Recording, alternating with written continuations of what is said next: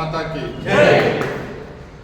ಎಲ್ಲ ಆತ್ಮೀಯರೇ, ಸಂವೇದನಾ 2 ಏನಿವತ್ತಿನ ದಿವಸ ಈ ಬ್ಲಡ್ ಕ್ಯಾಂಪ್ ಕಾರ್ಯಕ್ರಮ ನಂಬಿಕೊಂಡಿದ್ದೀರಾ.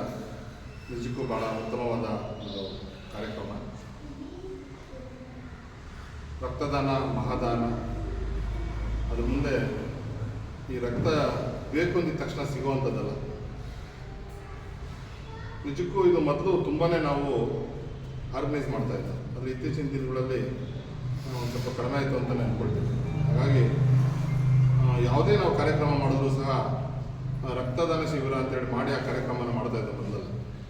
ಹಾಗಾಗಿ ನಾವು ಲಯನ್ಸ್ ಕ್ಲಬ್ಬಿಂದ ಆಗ್ಬೋದು, ರೋಟ್ರಿಯಿಂದ ಆಗ್ಬೋದು, ಇವತ್ತಿನ ಸಹ ರೆಡ್ ಕ್ರಾಸ್ ಅವರು ಭಾಗವಹಿಸಿದ್ದಾರೆ.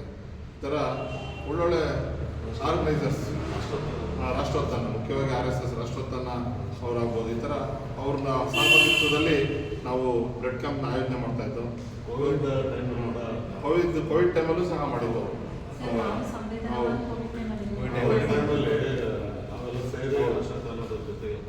ಆಕ್ಚುಲಿ ತುಂಬ ಪ್ರಾಮುಖ್ಯತೆ ಕೊಟ್ಟು ತುಂಬ ಅಡ್ವರ್ಟೈಸ್ಮೆಂಟ್ ಮಾಡಿ ಇಂಪಾರ್ಟೆಂಟ್. ನಾವೆಲ್ಲ ಒಂದು 100 ಬಾಟ್ಲಿಗೆ ಕಮ್ಮಿ ಯಾವಾಗ ಮಾಡಿದ್ದು ಆ ಥರ ಮಾಡ್ತಾ ಇದ್ದೋ. ನಮ್ಮ ಡಾಕ್ಟ್ರು ಪ್ರಯತ್ನ ನಿಜಕ್ಕೂ ಒಪ್ಕೊಬೇಕಾದದ್ದು.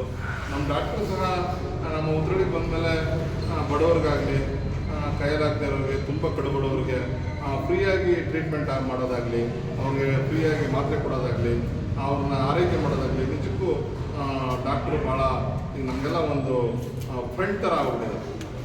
ಹಾಗಾಗಿ ಡಾಕ್ಟ್ರ ಒಂದು ಸರ್ವಿಸ್ ಮೋಟೋ ಏನಿದೆ ಅದೆಲ್ಲ ಮೆಚ್ಕೊಬೇಕಾಗಿದ್ದು. ಅವ್ರಿಗೆ ಒಂದು ಜೋರಾದ ಚಪ್ಪಾಳೆ ಮೂಲಕ